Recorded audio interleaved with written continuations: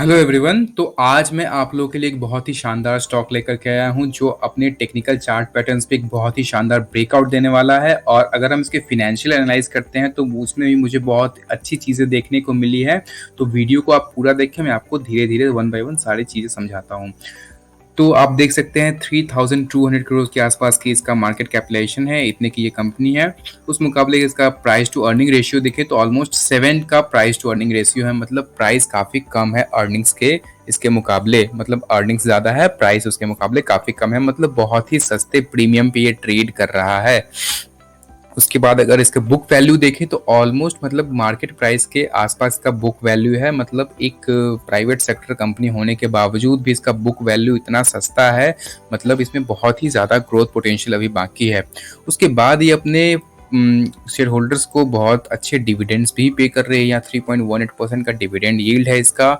उसके बाद अगर हम इसके आरओसी की बात करें तो आपको थोड़ा कम लग सकता है, लेकिन ये एक फिनेंशियल सेक्टर का, एक बैंकिंग सेक्टर का स्टॉक है, इसीलिए इसके आरओसी कम है। ठीक है।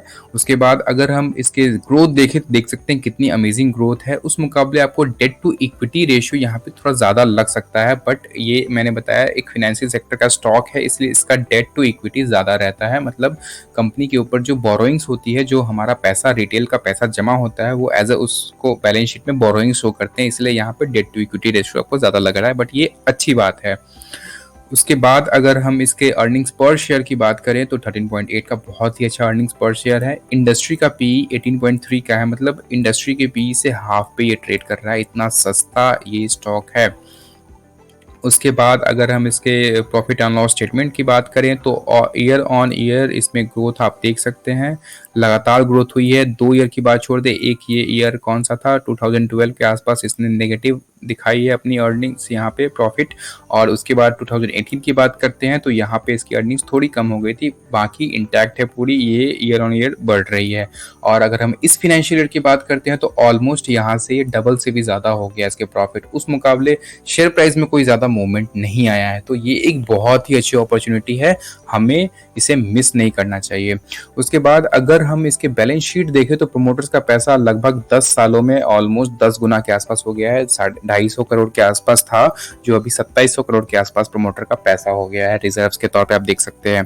उसके बाद कंपनी की बोरोइंग्स काफ़ी ज़्यादा बढ़ रही हैं, तो ये अगर हम बैंकिंग सेक्टर के या फिनेंशियल सेक्टर के स्टॉक की बात करते हैं तो ये बहुत ही अच्छी चीज़ है कि बोरोइंग्स बढ़ रही हैं। मतलब इसमें पब्लिक का फेथ बढ़ रहा है, पब्लिक इसमें पैसा डाल रही है। और इसी साथ अगर हम इसके शेयर होल्डिंग पैटर्न्स देखें तो ये एक प्रोफेशनली मैनेज्ड कंपनी है। सारे के सारे स्टेक्स एफआईआई टीआईएस के पास है, बाकी बचे कुछ स्टेक्स प्रोमोटर के पास हैं। पब्लिक के पास ज़्यादा कुछ आपको देखने को नहीं मिलेगा। उसके बाद अगर इसके टेक्निकल चार्ट पैटर्न्स को अगर हम ओपन कर लेते हैं तो आप एक चीज़ देख पाएंगे कि एक बहुत बड़े डाउन ट्रेंड में था ये स्टॉक। लगभग 2016 से एक डाउन ट्रेंडिंग स्टॉक है, ये एक पेंडेमिक का बहुत बड़ा फॉल था। उसके बाद इसने कंसोलिडेट किया यहाँ पे इस रेंज में, आप देख सकते हैं इस रेंज में इसने कंसोलिडेट किया, फिर इसने एक ब्रेकआउट दिया यहाँ से, और फिर यहाँ पे ये देख सकते हैं ये यहाँ पे फिर से रेजिस्टेंस फेस कर रहा है इस ट्रेंड लाइन पे। ठीक है। उसके साथ साथ अगर आप ध्यान से देखें तो ये यहाँ पे एक राउंडिंग पैटर्न, जिसे हम कप पैटर्न भी बोलते हैं, वो भी साथ ही साथ फॉर्म कर रहा है। आप देख सकते हैं यहाँ पे ये एक राउंडिंग पैटर्न इसने फॉर्म करा है, एक प्रॉपर राउंडिंग पैटर्न जिसे हम कहते हैं। उसके बाद हो सकता है ये कि यहाँ पे हैंडल की भी फॉर्मेशन करे, उसके बाद ब्रेकआउट दे, बट ऐसा नहीं भी हो सकता है। कई दफ़ा ऐसा भी होता है कि कप पैटर्न फॉर्मेशन होने के बाद भी ये ब्रेकआउट दे देता है अपने ट्रेंड लाइन को या फिर रेजिस्टेंस लेवल को। तो ये ट्रेंड लाइन अभी रेजिस्टेंस की तरफ वर्क कर रहा है, और यहाँ से एक ब्रेकआउट अच्छा खासा हमें टारगेट दे सकता है। तो ये स्टॉक तो आपके पोर्टफोलियो में, लॉन्ग टर्म पोर्टफोलियो में भी होना चाहिए, लेकिन अगर आप स्विंग ट्रेडिंग के लिए भी सोच रहे हैं तो आपके टारगेट्स क्या होने वाले हैं, तो ये आपका फर्स्ट टारगेट हो जाएगा। ठीक है।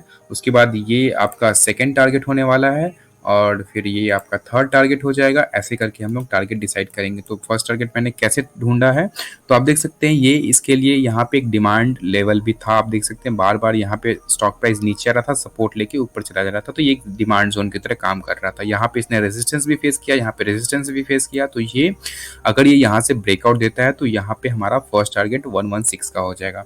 उसके बाद फिर आप यहाँ इस लेवल पे देखें तो यहाँ पे इधर देख सकते हैं आप, यहाँ पे इसने डिमांड की तरह काम किया है, सपोर्ट जोन की तरह काम किया है। और सेम यहाँ पे अगर देखें तो इसने रेजिस्टेंस की तरह काम किया है, इसकी पोलराइजेशन चेंज हो गई है, मतलब ये एक इंपॉर्टेंट लेवल है, तो ये हमारा अगला टारगेट हो जाएगा यहाँ से 143 का। तो अगर परसेंटेज टर्म्स में कैलकुलेट करें तो यहाँ से अगर हम ब्रेकआउट देता है ये स्टॉक, तो ये फर्स्ट हमारा टारगेट ऑलमोस्ट 17%, मतलब 18% का टारगेट हो जाएगा।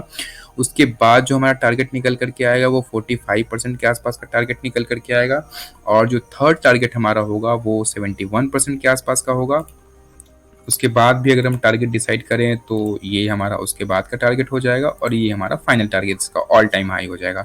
तो अगर हम उसे भी देखना चाहें वो हमारा कितना परसेंट निकल करके आता है, तो आप देख सकते हैं यहाँ से अगर हम ड्रॉ करते हैं तो ये हमारा 90% का इसका फोर्थ टारगेट निकल करके आएगा, और जो हमारा फाइनल टारगेट होगा ये 116% के आसपास का, मतलब पैसे यहाँ से डबल हो जाएंगे आपको।